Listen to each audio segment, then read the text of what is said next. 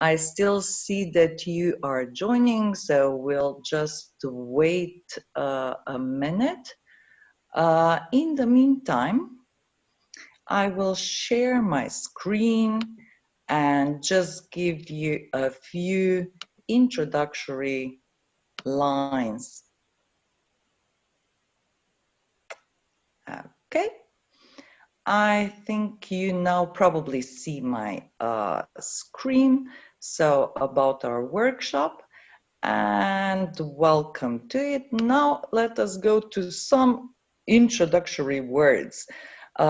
First, I would like you to use your chat. So if you have anything to tell us, please use the chat box. So and write your message. So send your message to all the panelists and hosts so that we all can see what you are writing to us.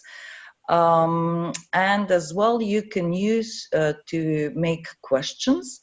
You can use the Q&A, so question and answer function, and we will try, of course, as much as we can to answer your questions. So for the first test, I would like for you to use the chat, and please write in the chat which country are you communicating with us from today?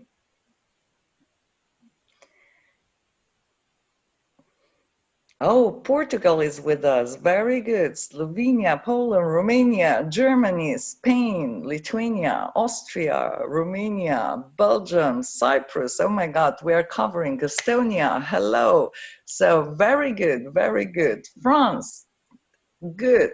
Somebody is into countries. Camilla, very good. Belgium and Spain, very good. Okay, so we could see that the chat works and you know how to use it. That's a good point. Now let us go further on. And now we will use a pool.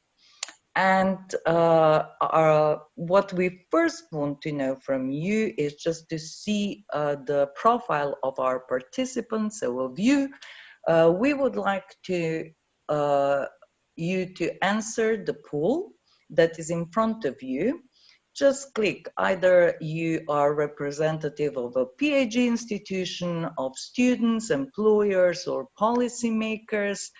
Okay, very good. So a bit more. Yes, I see votes are coming in. I see that very many, more than 80%. More than 80% we can show already closed the pool. So you can see that 82% are really representatives of PhD institutions, which is very normal because this is an association of PhD institutions. And then we also have 18% of policymakers, which we will try to convince them to do the best with the recommendations that we have. Okay, so let us go to our next pool. And our next pool is very easy. And because this workshop is really on work-based learning, we are really asking you, have you ever experienced work-based learning as a student? Just to have an idea, I see that we are fighting between around 50-50, and when we get to 80% of both, we will close the pool and see who wins. Either those who had an experience or those who have none. So any further answers? Okay, so the ones that don't have an experience, so 64% of you have no experience as a student at work-based learning. Well, that's a sign that then you have to count on the feedback that you get when you are working with students. So if I now proceed, very good. let me just present you a bit the content of the workshop. So we will talk, just see what is work-based learning, because there are very many different definitions, and I will just show you the one that we use in Russia when we usually talk about projects. Then we will talk a bit about the typology of work-based learning, the quality management system, the quality criteria, supporting materials, supporting tools, and the WBL charter that we are preparing, and we will also try to show you that one. And especially as we are now in this very special, challenging situation, already normal classes were quite difficult to manage with this COVID-19 lockdown, and I will be interested in how we see that regarding work-based learning. Okay, so our view of what work-based learning really is that it is a typical educational strategy, really providing students with a real experience of real life in a real environment, where they really apply academic and technical and practical skills. And with all of it, they develop, of course, their own employability among all the other skills, of course. Many times we have discussions, are we talking about work-based learning? Are we talking about apprenticeships? And are we talking about internships? Yes, those terms differ in many countries, but here in Russia, we use those expressions more or less as synonyms. So for us, work-based learning, apprenticeships, and internships are really a part of a study that is done in a real life experience. The status of the student is for us in this case not important, because we know that it differs from country to country. So if we go on, of course, what differs the professional higher education institutions with academic, typically academic universities, is that we have very much a close relationships of three stakeholders. And those are the student, the employer, and of course the PhD institution. And of course, all this are for different reasons or from their different perspectives in the work-based learning. The student wants to see how he can really learn to get a job easier, the employer how to improve his competitiveness, and the PhD institution how to really attract and equip the students in the best possible way for their future employment. If we go further on, we also know that we have work-based learning either integrated into the curricula or not. So that's why I'm again launching a poll, and I ask you to be active again and respond to us. So is it in your institution the work-based learning fully integrating, meaning that it has credits and it's part of the study program, or just partially, or you don't have work-based learning at all, or you're not even talking about it? Okay, we see that votes are coming. Still waiting for some more. So I see that partially. Okay. We are still waiting for a few more votes.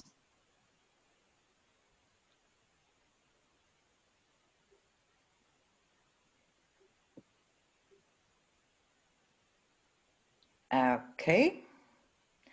And now if we see the results, yes, so 52% have it only partially integrated into the curricula, 33% have it fully, so only 15% have no work-based learning at all. That's a good point to go further on. So, as professional higher education, we definitely think it is very important that we work close together in this triangle of students, employers, and institutions. And that's why we also developed a quality toolkit with the processes, identified processes of quality for PhD institutions as well as for SMEs. Why do we use mostly SMEs?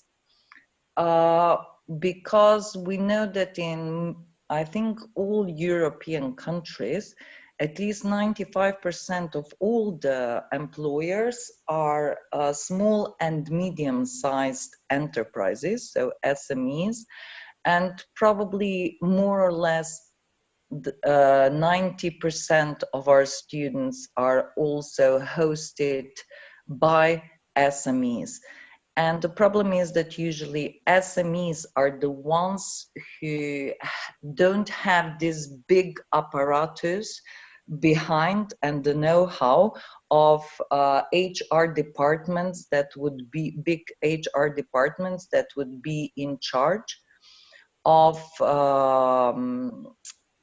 introducing new students into their work-based learning. So that's why we thought that SMEs need our special care and our special attention when we are addressing a quality of work-based learning. If I go further on, um, as said, we defined processes for institutions and for SMEs. For institutions, the identified processes were setting the learning objectives, which in some countries, I must say, it's not even in the domain of institutions, but it is done more on ministerial level together with the chambers of commerce. Then identifying placements, negotiating the agreement for work-based learning, monitoring the work-based learning, and then as well the final part, which is then the assessment and evaluation of work-based learning. For the SMEs, and the most important, so the three processes that we identified were creation of placements, negotiation of agreement, and managing the work-based learning. If I just show you a bit inside how it looks, this toolkit that we prepared, you see, for example, that here we have a process defined and explained. Then we have the criteria and some requirements, and you can test yourself and use it. You will find it on this web page here. When you get the presentations, you will have the direct link to this web page where this toolkit is in 10 different languages. So you are very welcome to come and look at it. So yes, you can just take it available. It is available online, yes. So next to the toolkit for the ones that already decided and started to use apprenticeships or work-based learning, we also prepared 4 little booklets for the promotion of work-based learning among small and medium-sized enterprises. and they start from the beginning of how to start with the apprenticeship, then how to enlarge the capacity and also the success of your company by using apprenticeships or work-based learning, then also how to effectively present your company or your enterprise to the students, and also how to help students while working in a company. These are small booklets also available at the same web page that you can find here, the link as well, directly to the web page, and also available in 10 languages. You know that small and medium sized enterprises are really the ones who need, let us say, more push to start thinking about the benefits of apprenticeships. So that's why these booklets are very useful. And I must say that in Slovenia, we reprinted those booklets, although they are available online also in our language. We reprinted them at least 2 times, if not 3 times, and they vanished immediately. So they're very useful, and our companies and also our member institutions also use it very much. So they're very practical for the promotion. Okay, so many times when we talk about work-based learning and the labor market needs, this is something that is very important to professional higher education institutions. But nevertheless, we many times quarrel. What is more important? Is it the labor market needs when we think about preparing and designing curricula and study programs? Or is it our institutional autonomy? Or should they work hand in hand? So that's why we are again launching a pool for you. So what is for you a priority? So the labor market needs, the institutional autonomy, the academic, and or do you think that those are equally important and we have to work hand in hand with both? And I see you are nicely replying to the pool, and very nice to see that more or less 70%, a bit more than 70% are really, so really think that both are equally important. Many times we hear that institutional leaders say that they have their autonomy. Why should they listen to the labor market, so the needs on the labor market? But nevertheless, I think that the institutional autonomy is proven by listening to your regional, local, or global environment and labor market, and then your autonomy is proven by deciding how you include into the this information into the design of your curriculum. Very good. If we go further on, the next pool again is the duration of work-based learning. You know that there is a big difference how companies approach work-based learning depending also on how long it lasts. So if it is just a week or 2 weeks work-based learning, they usually don't put much effort, and of course we don't expect that much input and investment from the companies and enterprises into such short work-based learning periods. But then when they get longer, uh, the planning and the preparations need to be much more thorough. So please use the pool and try to answer. We are now just a bit above 50% of votes, so you are very welcome to answer more. Um,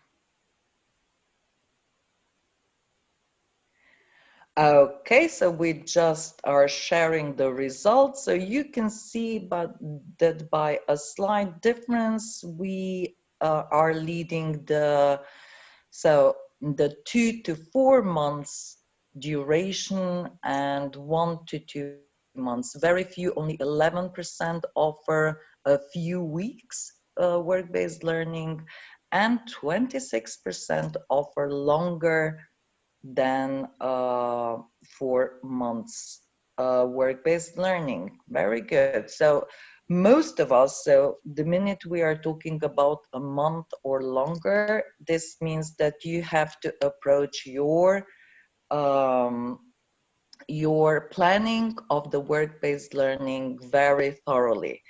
That's why we have also developed a project on mainstreaming the procedures for quality apprenticeships in educational organizations and enterprises, with which we want to really prepare a clear framework for quality management of apprenticeships or work-based learning, and also definitely want to foster mutual trust and respect through regular cooperation. And I don't know how many of you were joining us during yesterday's workshop on the response to COVID-19, where a colleague from India said that cooperation is progression. And definitely in this triangle of students, enterprises, and institutions, without cooperation and trust, it is difficult to provide quality work-based learning. If I come now to the typology that we set is we divided the work-based learning or apprenticeships into two different types. One being independent, meaning being provided only by an enterprise, and the other being cooperative, being provided by both, so enterprise and the educational institutions. Uh, and of course, regarding the ratio of governance or responsibility, we can see that we have shared responsibility, which is almost 50-50 shared. Then it is more institutional led, which in most cases it really is institutional led. And then we have employer led governance also. And according to all of this, for this longer work-based learning, we developed also the quality criteria for work-based learning or for apprenticeships. And you can see that, of course, the higher education institutions have the major responsibility here. And of course, some of the responsibilities are also, let us say, more led by the SMEs or any kind of enterprises. If we just start here from the beginning a bit, we can see that the involvement of stakeholders in designing learning objectives is one of the basic and most important criteria. Um, that's why the cooperation and trust, as already mentioned before, is very important. And also the research of the labor market needs in your region is very important to really address and prepare the learning objectives of a study program really thoroughly. Don't forget here to really include all the stakeholders, meaning students, enterprises, and of course the higher education institutions. Um, Many times the enterprises are here, represented by chambers of commerce. Well, then the next criteria is really defining smart learning objectives. Um, um, we all know that the process has to be really transparent and clear, so everything has to be prepared in advance. Students should know in advance where they are going and what they are going to do that. Defining standards of placement, so the minimum standards of placements are important and have to be clearly defined in advance before starting the apprenticeship. And for example, in Slovenia, we even have a procedure of verification of placements, so that an enterprise can verify with the Chamber of Commerce the placement in his company is really suitable for providing work-based learning.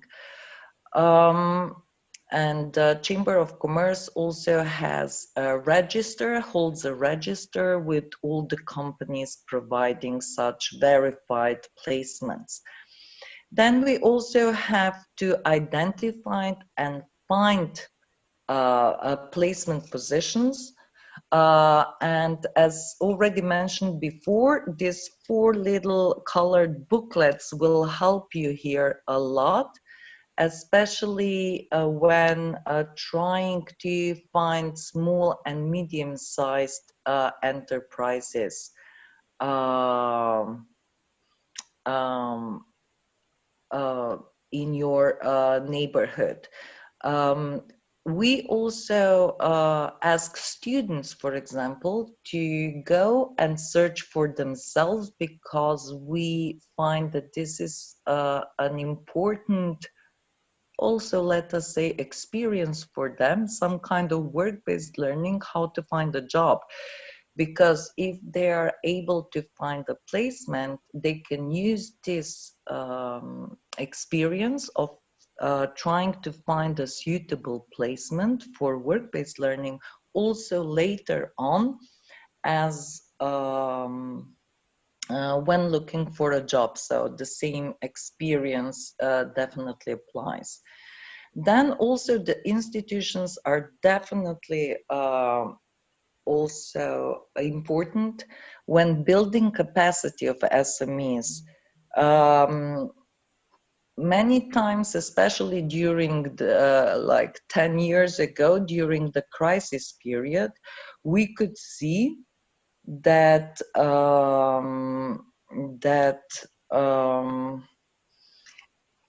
so we could see that many students were trying to find a placement, but was impossible because employers were simply during the economical crisis, really, they shut down all the placements. Now the placements are opening, but we can see a lot of differences among the um, different study programs in different regions. For example, if I just, I don't know if you perhaps already have been in the place called Bled in Slovenia, which is the pearl, touristical pearl of Slovenia. There is a college providing tourism and catering. The students of tourism and catering have no problem finding placements for work-based learning. They can even negotiate the payment very good, while the same college provides also a study program of wellness, for example, and has to put a lot of effort in finding quality placements for their students. So we can see that in the same region, different study programs can face very different realities. The same can happen with the same study program in different regions. So depending on the local and regional characteristics, the realities of each study program or study field can be completely different. So that's why it is important also for a higher education institution to take care that the SMEs in the region build capacity for placements, and to build this trust and cooperation among them. Then if we go on, we have management of placement supply, the database. We heard from many students just a few weeks ago. We had a focus group with our students, and they were very grateful that most of our institutions have online lists with companies that provide apprenticeships, or that the college has finds these companies verified and suitable for placements. But nevertheless, they also, for example, pointed out that those lists should be regularly updated, because they could find, for example, some companies that don't exist for a year or two already. If I go on, then we have the data protection. I think that now, after a year or two of GDPR, we all know what data protection is. And of course, we have to take care that the whole procedure and work-based learning experience doesn't uh, fail to provide protection of all data. Establishing the agreement is an interesting point. We could see in our survey that some countries don't have an agreement at all for work-based learning. Some countries have it and sign it only by two parties, not all the three. And some countries have it very regulated, like we here in Slovenia. So almost the whole contract is already very much set with the legislation, and all the contracts need to be signed by all three parties: the student, the employer, and also the institution, of course. In the agreement, of course, we have to have very clearly set what are the expectations from each of the stakeholder. So what is the responsibility of the employer, of the institution, and of the student? Although you can see here on this quality criteria division that we divided the quality criteria only among the ones that institutions are responsible and the ones that SMEs are responsible, but nevertheless, the students are the main and central point of apprenticeships. So that's why I think it is very important for the students to also have it very clearly what their responsibilities and rights are. Then uh, we go to the next criteria, which is matching the students to placements.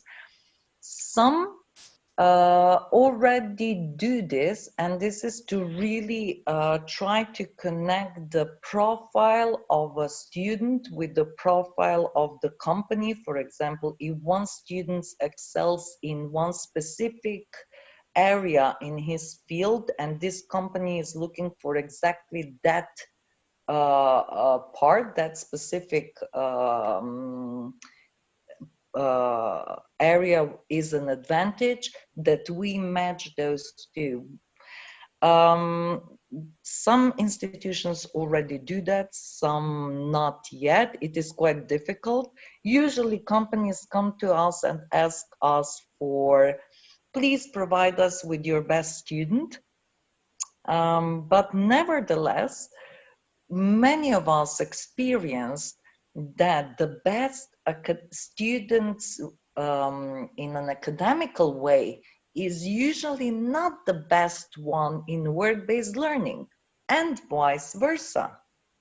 So when we are having somebody that excels at work-based learning, it many times happens that he is not the best achiever in the academic field. One important point that I would like to point out here is that it is important to provide work-based learning already in the first year or at least the second year of the studies, because it was many times proven that students that usually do poorly academically, after they have done at least a period of work-based learning, and they prove to be very good there usually, they do also much better when returning to academical part. For example, in Slovenia, we have 400 hours, which is 10 weeks of work-based learning in each study year, which means that throughout the study program, the work-based learning is equally balanced. And we can really see this, let us say, positive influence of work-based learning on the students that were not, let us say, the best academic achievers.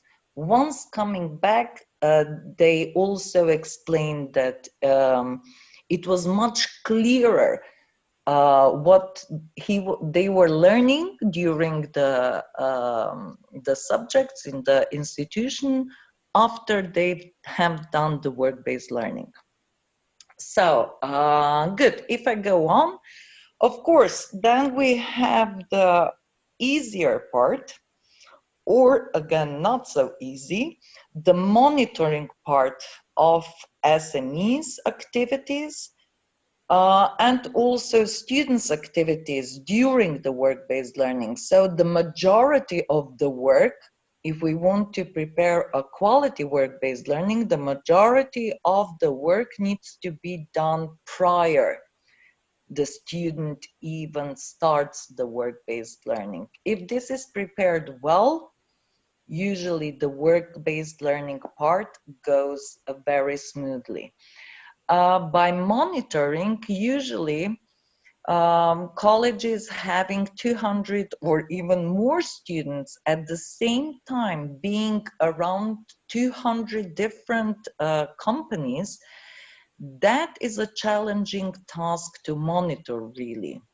And later on, we will show you that we developed and are finalizing the tool that will help you do that. So then we have the user support and issue resolution. Of course, I think that all of your institutions have a process and how to really deal with any kind of complaints, and issues, problems that may arise. So this is some kind of a help desk to support the student and also the company. And then we come to the evaluation part of the apprenticeship, which is done mostly, in most cases, only after the period ends. Some of you also do it in between. So in mid-term of during the work-based learning. So if the work-based learning is 4 months, after 2 months, some of you also do this evaluation, which is good because then you can already improve the work-based learning while it is still lasting. Otherwise, you are making the improvements for the next year or even next generation.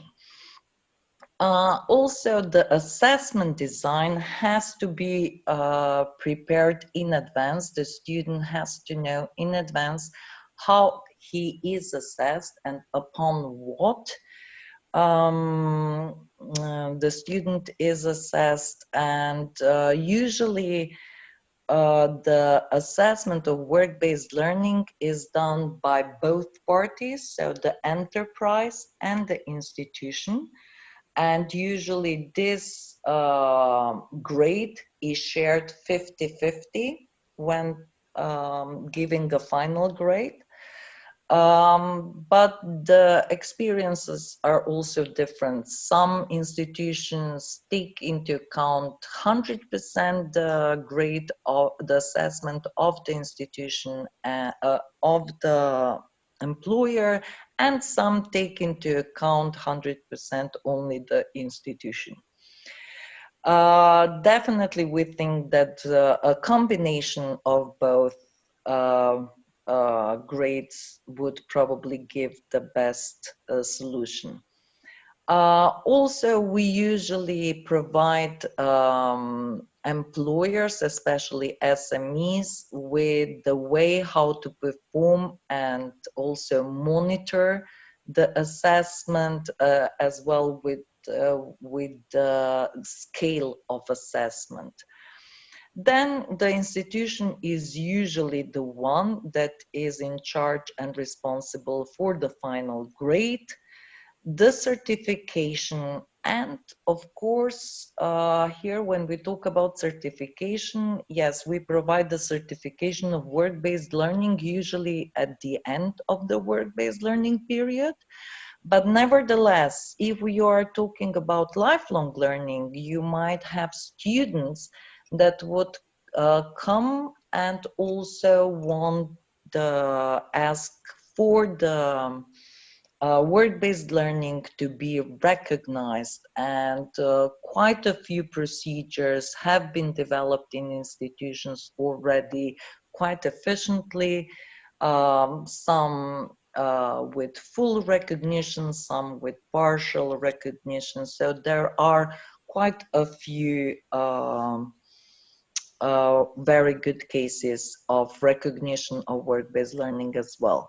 And again, complaints and appeals, the clear criteria for those usually the institution has prepared. If I now go quickly before answering your question, which we will definitely talk about, because I see that we have a question here about the context of COVID-19. That is my intention to talk about it, so don't run away. We will come to that at the end of the presentation. Nevertheless, for the SME, the most important part is the preparation for the work-based learning or apprenticeship. As I told you at the beginning, we take those two terms as synonyms.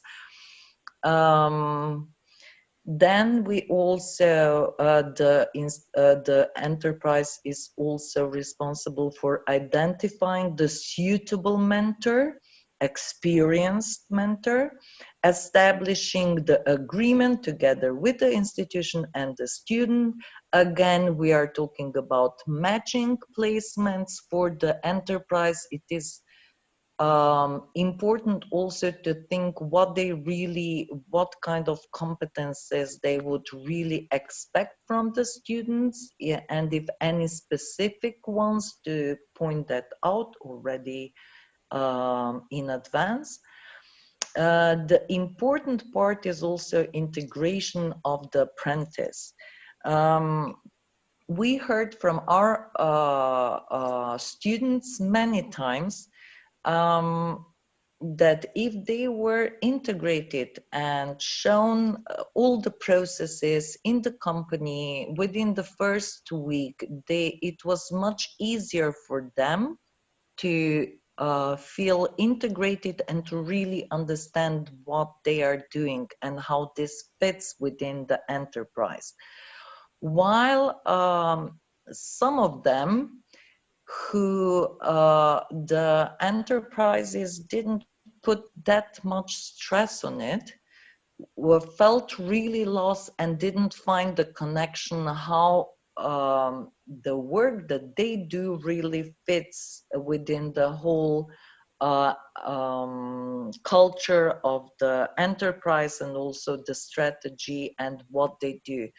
So very important for the enterprises to really stress the integration of the apprentice, to really introduce them to the culture, to the company, what they do, what are their vision, to the staff that the students will be dealing with, etc.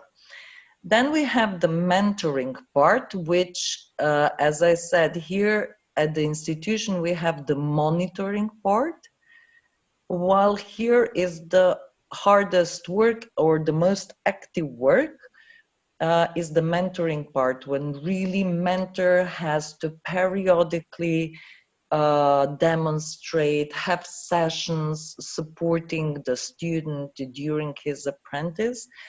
And definitely one of the most important characteristics of a mentor is to be a great observer, to really see if the student is struggling.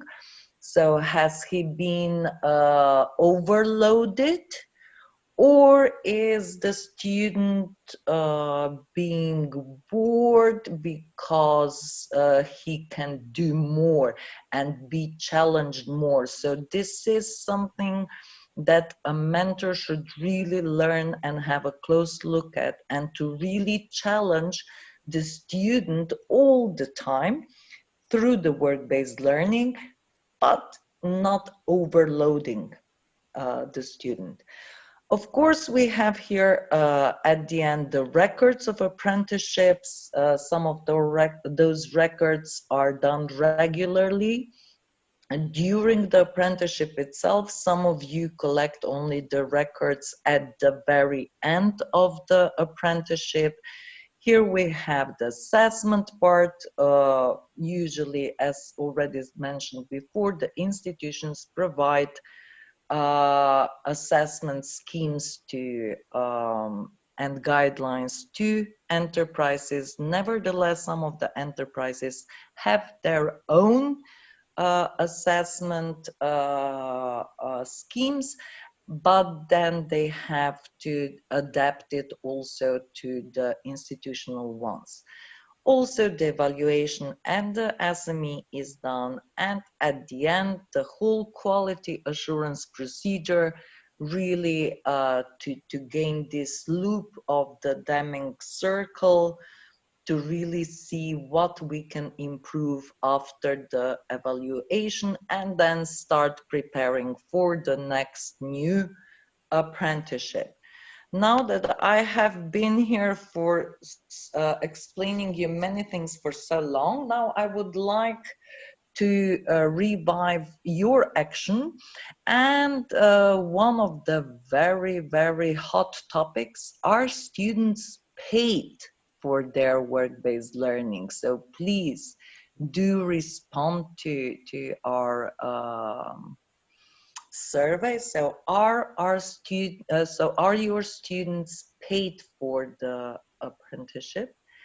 In the meantime, while you are answering, I must say that many countries in Europe have different starting point here. For example, the most known are Germany and Austria, where they have a very well developed system of apprenticeships, where really students are employees. And of course, they are paid. Mostly in Eastern and Southeastern Europe, we don't have that tradition of, let us say, professional and dual work-based learning parts. And that's why the payments of students are also many times not a compulsory thing to do. Um, for example, there is an Interns Go Pro webpage where interns evaluate their employers according to many different criteria and indicators. And one of them is also if they are paid, and they usually put in also enter how much they were paid per month. And it was interesting to see, 50-50. So half of Europe has paid work-based learning, half not. Well, in our countries, as said, because we don't have the tradition, it is also the point that work-based learning in our curricula is considered as practical education. And for us, it is more important that the work-based learning is really of a high quality. Of course, we are very, very glad, and we do ask enterprises to pay the students, but not all of them are really able to do so. Nevertheless, as mentioned in this Interns Go Pro webpage, we could see that many enterprises that haven't paid their internship were graded as with the 10, which was the best evaluation. And there were also some companies or enterprises that were graded the worst, although they have paid very well the internship. So also students recognize that the most important thing of the work-based learning is not being paid for what you do, but really to learn a lot. Now I see here quite quite some questions. So I'm definitely going to start with some questions. So here, are internships full-time or part-time? I mean, do students have classes few days and internships other days? We have both solutions. Yes, okay. So it is very different. So in our case, in Slovenia, we have it very different. So the 10 weeks of work-based learning can be done in one, so consecutive 10 weeks in whatever time within each year, each study year. But for example, in the case of the study program ballet, this is impossible because they have 2 days here, 3 days there. So it is very much dependable on the theaters, shows, etc., where they can go to. So it is said that it is 10 weeks. If they are consecutive or not, this is dependent on each institution on its own. So it can be done as full-time or part-time. It depends. Each institution decides together with the partners, meaning enterprises and students, which is the best way. If I go on, how do you deal with the fake apprenticeships where the students and company just formally submit to get the funds, certificates, but don't do great job together? Yes, fake, very popular word. Absolutely, I think if we are really honest, I think that probably in every country you can face fake apprenticeships. That's why the monitoring, where I mentioned before, the monitoring of the higher education institution is very important, and the best monitoring is done by visiting really the enterprises. So going there directly to visit and talk to the student and to the enterprise and really see how the situation is working. We had one of our colleges had last year um, found that one company or one enterprise was really faking the work-based learning. The students were asked to find another enterprise and start again and do the full work-based learning in another enterprise. So of course, then you should put such a company on your, let us say, blacklist, or not to use again list. So yeah, and probably it is good in the region that you talk to each other also with other institutions and share the experience with different companies. If I go further on, there was also another question, and quality and innovation work-based learning, SMEs at the Basque Country region, the TVET and the universities have the agreements with SMEs link with innovation and work-based learning and dual education.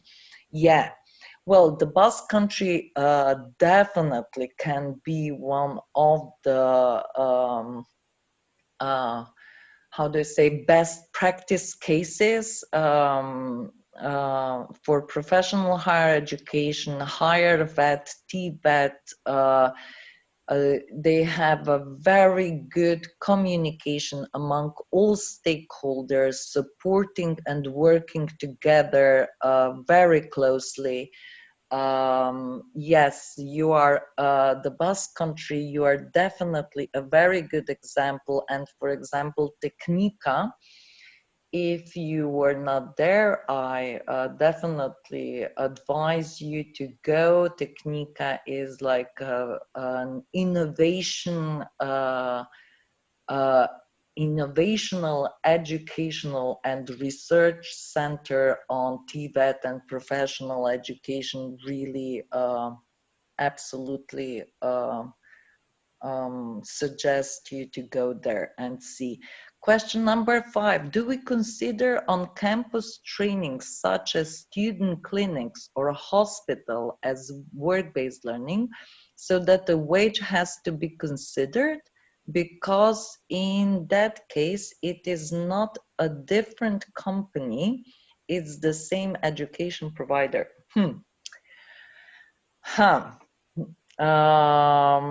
Yes, well, we have also in many institutions probably some kind of entrepreneurial educational center. In our cases, in colleges, they also offer workshops, they do concrete things We never pay them for that. We definitely in Slovenia consider this completely like part of exercises in the educational institution. And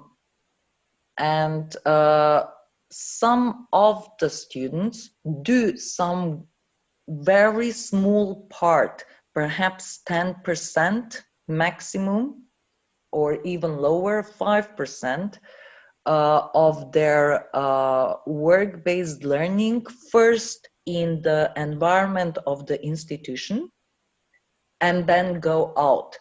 Those are cases especially in health, because you just cannot let students go immediately directly to real patients. You at least want to go with them under a very watchful eye of the institutions, how to deal with it. And the same thing is, I don't know, tourism and catering, because you are directly dealing with clients. So, and this is one of the most important things in tourism and catering. If you are smiling, if you are positive, the approach is very important if the guest will come again or not. If I go to the next question, shouldn't the mode of VBL and the fact that it is part-time or full-time be defined, embedded in the curriculum design? My personal opinion would be that I wouldn't like to set it in the embedded in the curriculum design, because the realities specifically in some region or some specific field might be very different. As already said before, for example, in automotive industry,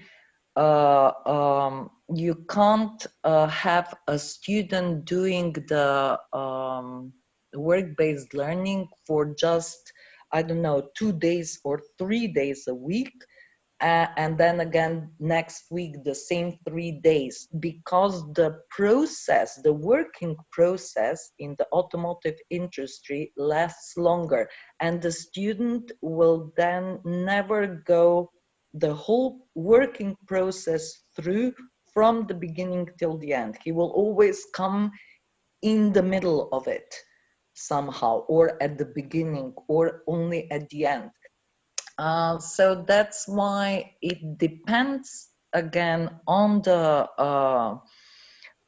region, what kind of employers, how the processes are there. I must say that while I was a principal at the college, we tried to break the 10 weeks, which we have consecutively, into 2 periods of 5 weeks within the same study year.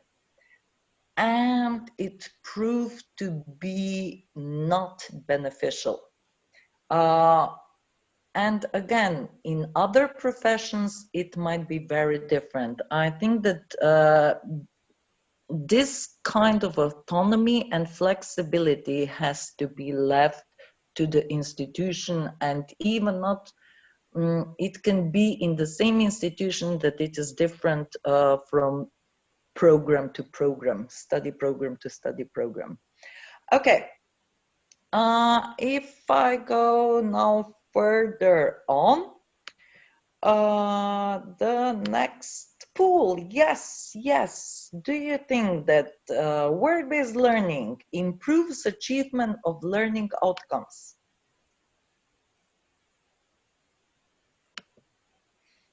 And please start the poll.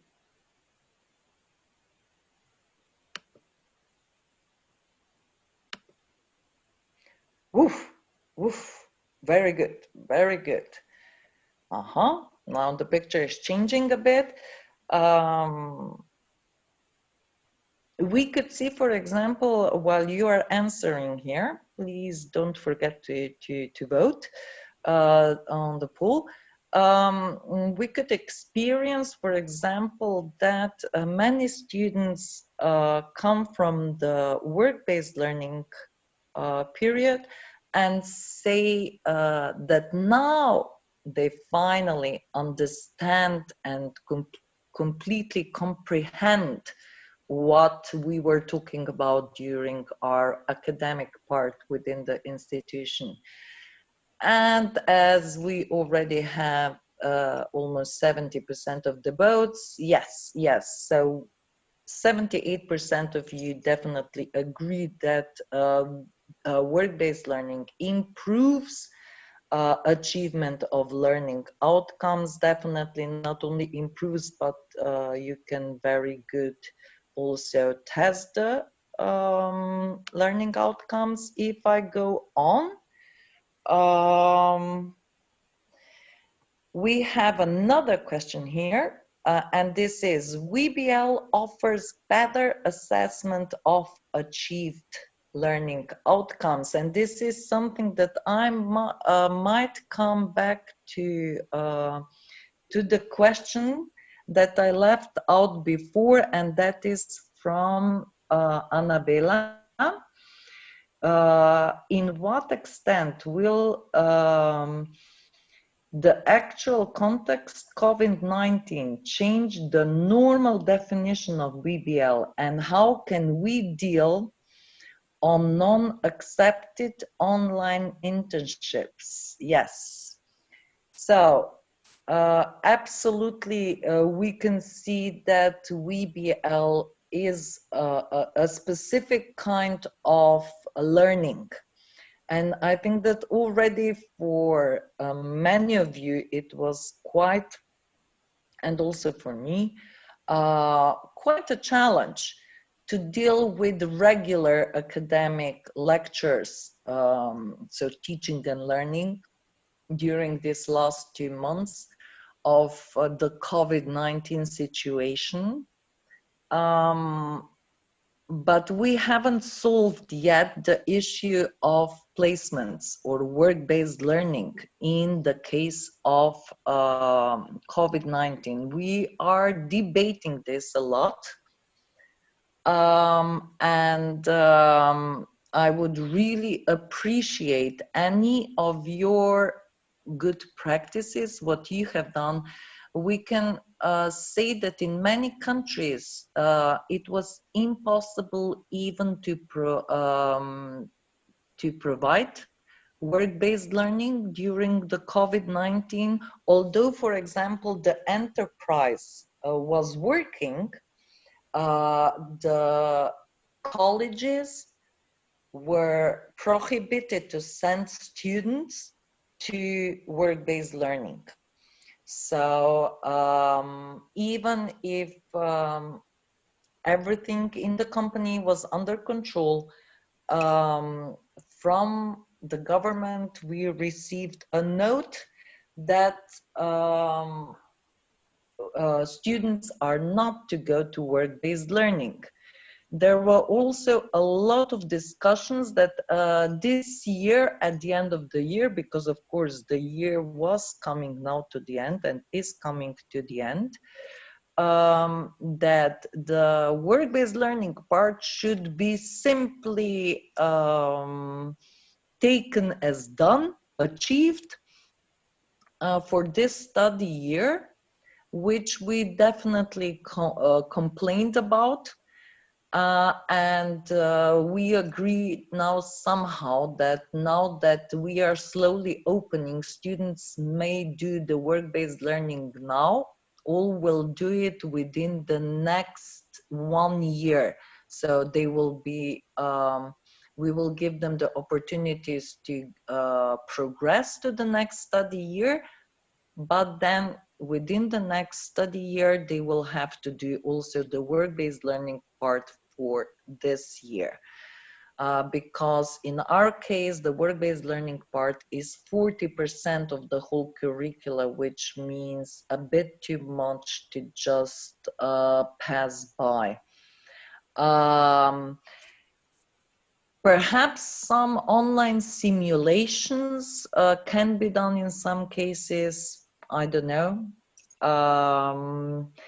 It's also very different because, for example, if I take our office, for example, of the we are the national association, we could work quite normally from home, communicating online, which means that also this kind of work could be done through online. Nevertheless, in some technical areas from home, it would be difficult. Let us not talk about tourism. If we have no tourists, it will be difficult to do any work-based learning on tourism. That would be really work-based learning. That wouldn't just be another kind of academic. Okay, if we share the results now, we can see that work-based learning definitely offers better assessment of achieved learning outcomes, which is important. And perhaps we should also rethink new ways of assessment of learning outcomes, especially now during this period. And if I go now to you, the last pool, we are not finishing yet. Work-based learning contributes to regional development, yes or no? Many times we are talking that we should be in close cooperation with the employers, with the authorities in our region, in our environment, local, regional. I many times see really our professional higher education institutions as the regional innovation and development centers. Okay, it seems that you 100% agree with me, so thank you very much for that. So I won't spend more time on this issue, and I will go further on just to show you a few things that we either have already developed or are finishing and developing now. And one of these things, which I already told you about before, just mentioned it, is a management tool for apprenticeships or work-based learning called Apprentice Track, with which we offer a quick, simple, and effective measurement of student progress because it is being prepared as an application which the student mentor and a supervisor at the higher education institution can have on the phone and see immediately all the time how the student is progressing on each different competence, and are in touch all the time, so for each student. Then we also are offering simple monitoring of students' progress by in-company mentors as well. This is something with which you can also at least try to fight fake apprenticeships. Then also you have a quick and effective response of organizers in this case, because if you see that nothing is moving within, there's no progress being done within the application, this would be a red alarm for the organizer or supervisor of apprenticeships or work-based learning at the institution to really go and visit that specific placement and company, and then to prepare apprenticeships as clear, comparable, and paperless process.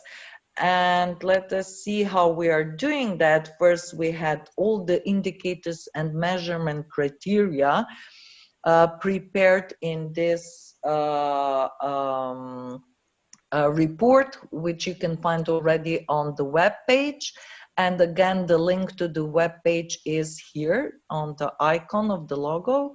Then the technological roadmap and methods to strengthen the apprenticeship, a tool prototype to really monitor, match apprenticeships, do the evaluation, do the assessment, all those things. We are preparing also a course, a 3 ECTS course of almost 80 hours of blended course for mentors, and the validation of the tool in the live environment. And as I said, you can see here, the student can see all the offers of placements, materials supporting how to approach companies, instructions, contract, plan, evaluation, contacts, reporting, certification. Everything happens in this app, the Apprentice Track app. For the companies, they can do the matching, they can put up the materials. Also, they have in the tool templates for reportings, etc. Also, contract, the plan, evaluation, assessment, contract, report, and the same for PhD institutions. So offers absolutely the full monitoring and everything of an apprenticeship. And then also in another project, the Mentor Train project, we are creating training materials for prospective and early stage mentors, and also for the experienced ones, because of course, as important as the teacher or professor is in the institution, when we talk about teaching and learning, so is also the mentor in the company. And if we won't provide support, also training the trainers, etc., it will be really difficult to assure quality apprenticeships or work-based learning. And you can see here that we will define the competencies and the competence profiles. We already have created modular course with video lectures. We are assisting experienced mentors and are also creating a practice sharing platform with a resource pack for mentors.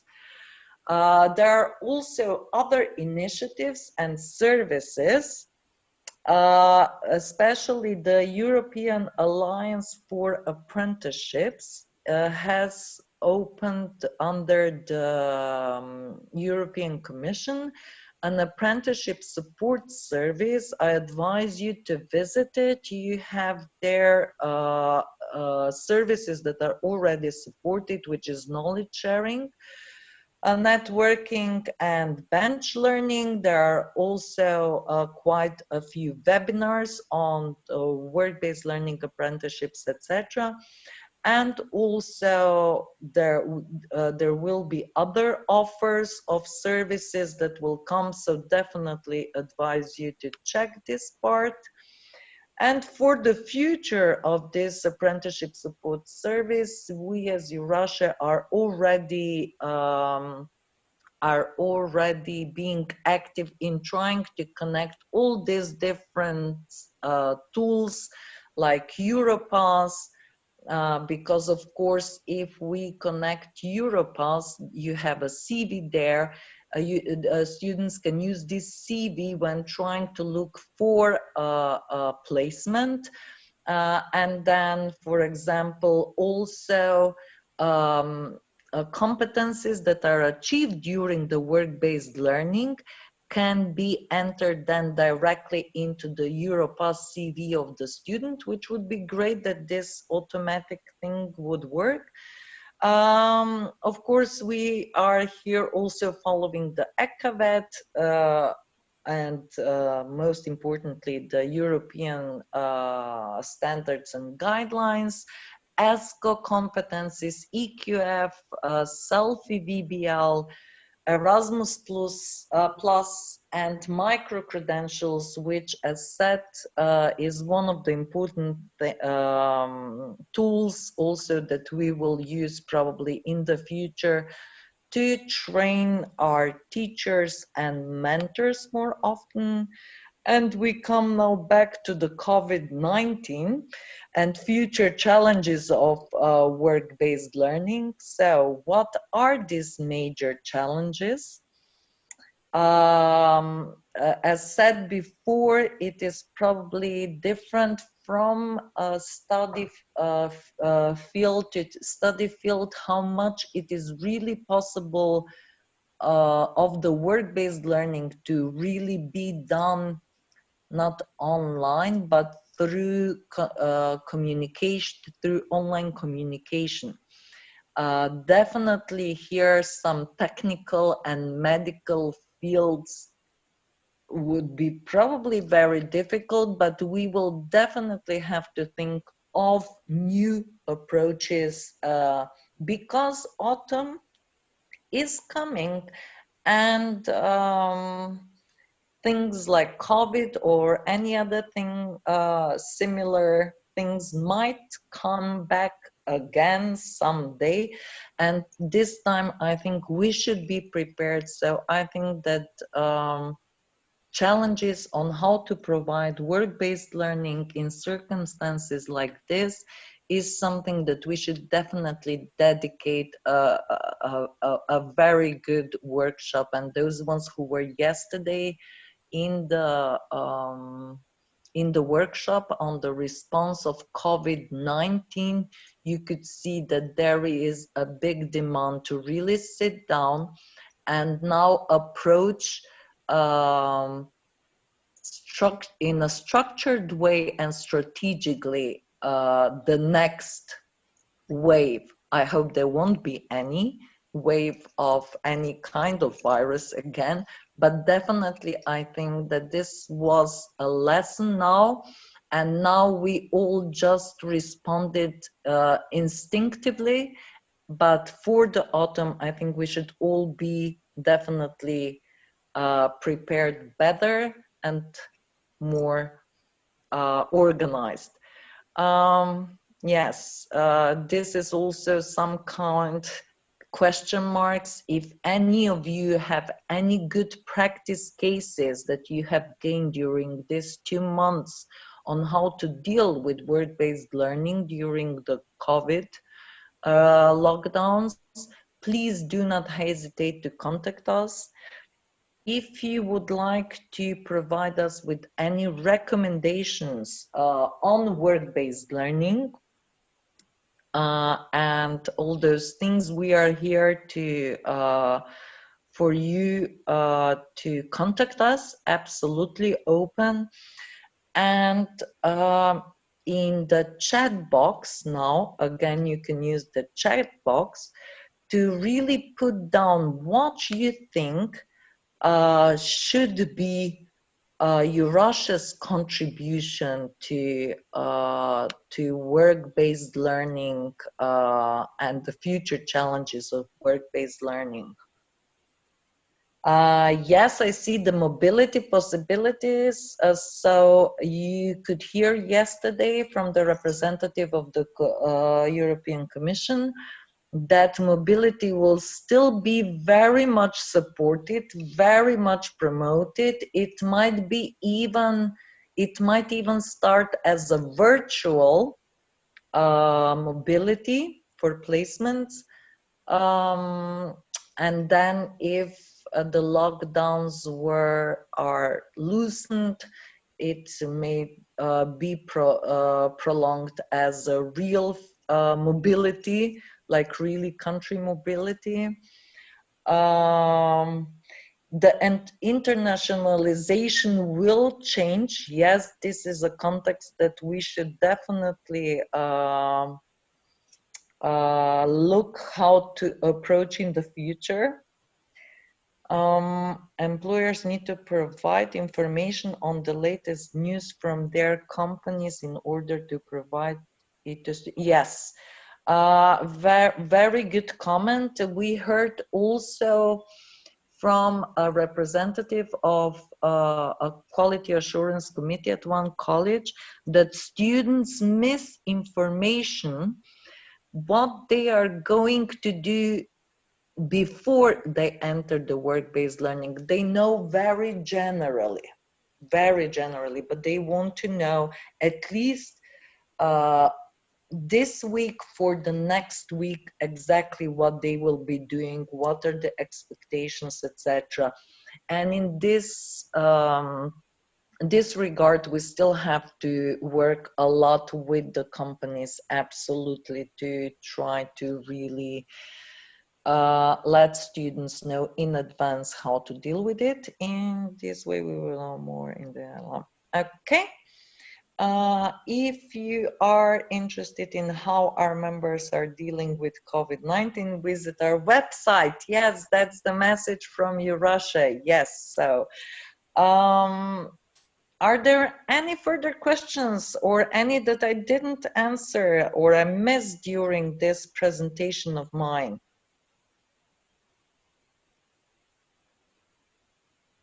Yeah, thank you. Very good from Ruta. Very good comment. Not only cooperation, but communication is progression.